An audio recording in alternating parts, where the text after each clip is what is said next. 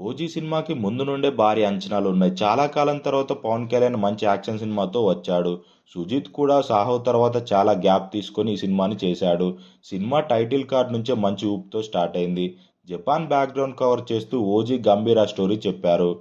Power star Pawan Kalyan entry scenes highlight. First హాఫ్లో character introduce చేశారు. Interval sequels అయితే full మాస్గా ఉంటుంది. పవన్ కళ్యాణ్ కెరియర్లో బెస్ట్ సినిమా అని చెప్పొచ్చు. Police station fight, Taj hotel fight, bus fight, machine gun sequence, katana fight, క్లైమాక్స్కి అయితే సుజిత్కి దండం పెట్టొచ్చు.